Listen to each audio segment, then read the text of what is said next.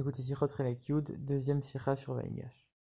Dans la paracha, Yosef, il se dévoile à ses frères, et après il demande à ce qu'on fasse descendre son père en Égypte. Et à ce moment-là, il lui envoie des cadeaux avec des ânes qui sont chargés de blé, etc. Et dans ce passage, on voit que le verset dit comme ça. Il a envoyé à son père comme ceci, 10 ânes qui portaient tout le bien de l'Égypte et 10 ânesses. Et sur ça, Rashi commente, il a envoyé comme ceci, comme ce compte. Et c'est quoi ce compte? 10 ânes. A priori ici, ce qui dérange Rashi, c'est le mot kazot, comme ceci. Pourquoi la Torah a besoin de préciser comme ceci? Donc a priori, ça viendrait nous apprendre comme ceci, et vraiment pas un de plus, ni des choses qui ne sont pas mentionnées dans le verset, ni un âne de plus ou de moins. 10 ânes, c'est tout. Mais c'est bizarre, finalement, même si l'écriture l'avait pas écrit comme ceci, et que le verset il aurait écrit juste 10 ânes, on aurait compris que c'était ni un de plus ni un de moins, et pas autre chose. Pourquoi la Torah a besoin de venir dire kazot? C'est pas ça que Rachid est venu expliquer. Alors il y a des commentateurs qui ont voulu dire en vérité, Rachid n'a pas voulu dire qu'il a envoyé 10 ânes. Il a envoyé ce que ces 10 ânes y portaient. En fait, on s'en fiche des ânes. C'est la charge des ânes. Qu'est-ce qu'il y avait sur les ânes? Qu'est-ce que les ânes ils ont transporté? C'est ça qui est important. Le rabbi dit on ne peut pas accepter cette réponse de ces commentateurs. Parce que Rachid ici, il emploie bien le mot cheshbon. Cheshbon, ça veut dire un compte. 10 ânes. 10 ânes. On n'est pas en train de dire ce qui portait ces ânes. Sinon, il aurait dit pas comme ce compte-là. Il aurait dit comme cette charge, comme ce transport. Ici, Rachid, il souligne que c'est vraiment le nombre des ânes qui est important. Donc, selon le sens simple, c'est la question, elle reste. Une autre question que le rabbi pose, dans le titre de ce commentaire, Rashi, il note Shalach Kazot. Il a envoyé comme ceci.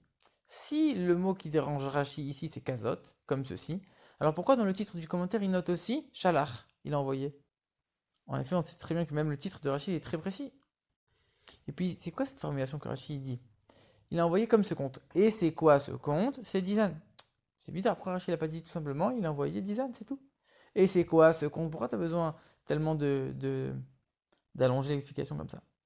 Et dans la suite du verset, Rashi, il commente la chose suivante. Donc le verset, il dit que Yosef, il a envoyé tout le bien d'Égypte, toutes les richesses d'Égypte.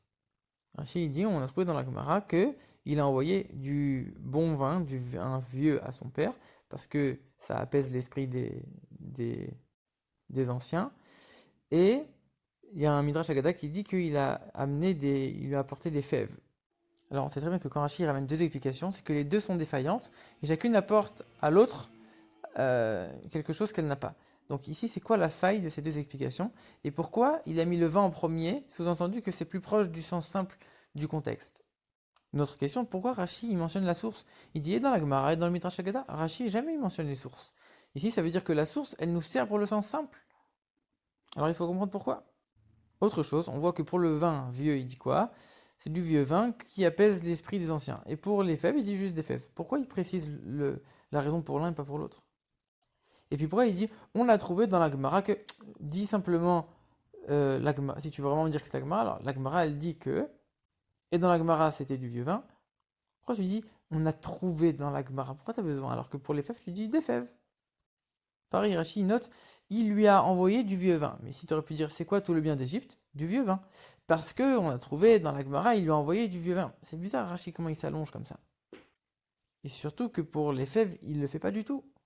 Alors en vérité, l'explication elle est la suivante. Ici, la question de Rashi, c'est pas uniquement sur le sens du mot kazot. Pourquoi ça veut dire, pourquoi la Torah a mis kazot comme ceci en plus? En vérité, la question elle est surtout le contexte. On voit que quand Yosef il s'est dévoilé à ses frères, toute l'Égypte, tous les Égyptiens, toute la maison de Pharaon a entendu que c'était les frères de Yosef. Et tout de suite, Pharaon il s'est dépêché de dire à Yosef, ah là là, c'est tes frères, je suis très content pour toi. Dis-leur de descendre toute leur famille et tout ce qu'ils ont ici en Égypte, on va les accueillir. Dépêche-toi très vite et amène tout ce qu'il faut à ton père. Et on voit lui, dit ânes avec du blé, etc., etc. Finalement, quand on réfléchit, ils avaient besoin de quoi? D'assez de blé pour faire le chemin aller, le chemin retour. Après, ici, en Égypte, ils allaient avoir tout ce qu'il faut. Pourquoi ils ont transporté tellement de nourriture? C'était pas nécessaire. En vérité, on comprend que Pharaon, quand il a vu que c'était les frères de Yosef, comme il aimait beaucoup Yosef, tout de suite, il s'est enthousiasmé, viens, envoie-leur, etc., envoie-leur tout ça. 10 ânes, etc. Et si déjà Pharaon, il a eu comme ça un réveil dans son cœur, qu'il a eu envie de faire plaisir à Yosef, d'envoyer du bien à Yaakov. Mais alors Yosef, c'est sûr qu'il a voulu faire même encore plus que Pharaon pour son propre père. Et donc il a envoyé exactement ce que Pharaon a envoyé, et même encore plus. Et c'est pour ça que la Torah vient nous dire Kazot. Kazot, c'est-à-dire comme ceci, comme les 10 ânes de Pharaon, Yosef a envoyé lui aussi 10 ânes, mais en plus des 10 ânes, il a même envoyé 10 ânesses, etc. C'est pour ça que Rachid, dans son commentaire, il note le titre du commentaire, il note Shalach. Il a envoyé pour dire c'est Yosef de lui-même. C'est pas seulement qu'il a écouté ce que Pharaon, il a rajouté encore de lui-même. Il a envoyé 10 ânes en plus. Pour, pas seulement pour la nourriture sur le chemin, ça on sait ils allaient avoir assez, mais pour un cadeau à son père pour montrer comment il lui a manqué. Et Rachid continue en expliquant, et c'est quoi ce compte-là? 10 ânes. Pourquoi Rachid répète ça? C'est quoi ce compte-là? Parce qu'en vérité, Pharaon, il a dit, chargez vos bêtes et remontez, chargez vos bêtes de blé. Mais ils étaient 11 frères à remonter en Canaan. Pourquoi il leur a demandé de charger que 10 ânes? Ils étaient 11. En plus, il leur dit, cherchez vos ânes. Donc on aurait dû dire 11 ânes. Pourquoi on dit Pharaon, il a envoyé 10 ânes?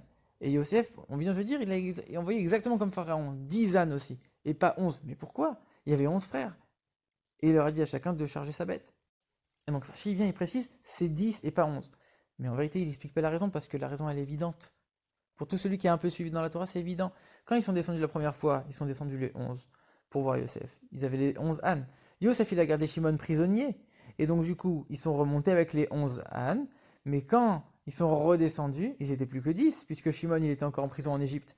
Et donc, du coup, ils sont redescendus qu'avec 10 ânes. Et quand ils sont remontés uniquement avec 10 ânes et pas 11 ânes. Et si on a un peu suivi la Torah, c'est tellement évident que Rachid ne le mentionne même pas.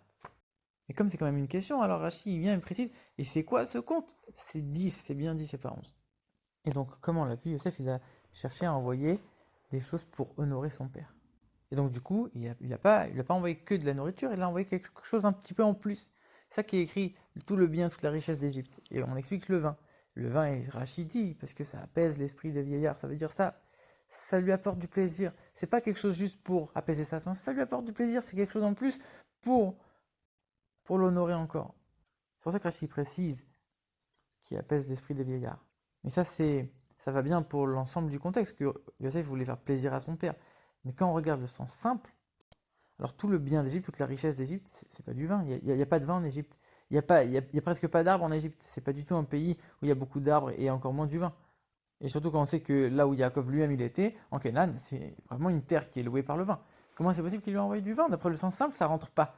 Mais seulement d'après le contexte qu'il a voulu lui faire plaisir, alors là ça rentre. Et c'est ça que Rashi précise, c'est l'explication de l'Agmara. L'Agmara c'est les halachot, comment honorer son père, et donc dans les halachot ça rentre bien. Mais dans le sens simple du mot, ça peut pas rentrer. C'est pour ça que Rashi il rajoute, on a trouvé, pas on a expliqué, on a trouvé dans l'Agmara. Et il lui a envoyé pour lui faire plaisir. Mais encore une fois, ça colle pas tellement. Et donc du coup, Rashi ramène une deuxième explication en disant c'est des fèves. Les fèves, c'est vraiment quelque chose qui est très prisé en Égypte. Et donc là, ça peut coller. Et comme là, c'est logique, Rashi n'a même pas besoin d'expliquer quoi que ce soit, donc il dit rien. Et d'un autre côté, les fèves, c'est de la nourriture. Donc t'es pas en train de lui apporter quelque chose pour l'honorer en plus et lui faire plaisir. Non, c'est de la nourriture pour apaiser sa faim. Donc ça rentre pas dans le contexte, dans l'idée que Yosef voulait faire plaisir à son père. Et c'est pour ça que Rashi l'amène seulement en deuxième position, cette explication. Et pour la deuxième explication, Rashi dit c'est Midrash Agada, ça veut dire Agada, il y a un sens secret. C'est quoi le sens secret? En vérité, Yosef il savait que quand il allait lui annoncer, quand on allait annoncer à Yaakov qu'il était encore vivant, c'est sûr qu'il allait être très content. Mais d'un autre côté, il allait quand même beaucoup souffrir. Alors soit, première raison, parce que il allait comprendre que ses frères l'ont vendu, donc c'est une grande souffrance pour lui. Soit selon les avis qui dit que Yaakov n'a jamais su, alors il allait peut-être pas savoir qu'ils l'ont vendu, mais il aurait quand même souffert de se dire quand même il était vivant pendant 22 ans et je l'ai pas vu. Donc pour le soulager, c'est pour ça que Yosef il dit c'est Dieu qui m'a mis sur l'Égypte, comme pour dire c'est le plan de Dieu. Et il a envoyé des fèves. Des fèves, c'est des choses qui sont séparées l'une de l'autre. Il y en a plein qui sont éparpillées. Pour dire, regarde, des fois il y a des choses qui sont bonnes quand elles sont éparpillées. Nous on a été séparés, mais finalement ça a été que pour le bien. Et c'est pour ça qu'on dit que c'est la Haggadah. Il y a un message un petit peu caché dans cet envoi de Yosef à son père. Maintenant, une question qu'on pourrait se poser, comment Yosef il savait que Yaakov il allait aimer ce cadeau qu'il allait lui envoyer en lui envoyant du vin? Comme on l'a dit, il y a plein de vin en Eretz Canaan. C'est quoi un cadeau qu'on aime? C'est un cadeau qu'on n'a pas souvent. Quelque chose qui est souvent chez nous, alors on a moins de plaisir. Alors en vérité, c'est écrit que quand Yosef il a bu avec ses frères, depuis 22 ans, lui n'avait pas bu et eux n'avaient pas bu. Et si eux n'avaient pas bu à cause de la souffrance d'avoir perdu leur frère, c'est sûr que Yaakov non plus n'avait pas bu, puisque lui-même il était en deuil tout le temps. Et donc c'est sûr qu'il allait apprécier le cadeau de Yosef en voyant du vin arriver, que Yosef lui-même il vient lui dit regarde maintenant, je t'ai offert du vin. Maintenant pourquoi Yosef il a choisi du vin? Pourquoi du vin vieux? Pour lui dire regarde, depuis le début, j'ai jamais perdu la confiance qu'on allait se retrouver. Et c'est pour ça que dès le début, j'ai gardé du vin. Et depuis toutes ces années, il est devenu aujourd'hui un vin vieux, parce que ça montre que ça fait longtemps que je l'avais préparé. J'attendais, j'ai jamais perdu espoir. Et aujourd'hui, je peux maintenant te le donner. J'ai toujours gardé confiance qu'on allait un jour se retrouver. Donc ça, c'est l'enseignement que le rabbi il nous tire pour nous, que malgré le fait que des fois on est entouré de choses qui nous oppressent, qui nous dérangent dans le service de Dieu, qui nous empêchent de faire ce qu'on aimerait faire, alors il faut toujours garder la confiance. C'est sûr qu'on réussira, non seulement dans les domaines matériels, mais aussi dans la Torah et les mitzvot. Ça, c'est le premier enseignement, de jamais perdre espoir, toujours garder la confiance. Et deuxième chose, on voit que Yosef, il n'a pas été demandé l'autorisation à Pharaon, il a envoyé de lui-même, comme pour dire, quand maintenant il y a une mitzvah qui se présente à moi, je ne vais pas prendre en compte toutes les limites de l'Égypte, toutes les limites de l'entourage et des forces du mal qui sont autour de moi, je vais faire les choses de moi-même avec le plus grand hidour, et je vais dépasser les limites pour accomplir la volonté de Dieu sans prendre en compte toutes les limitations qui peuvent exister.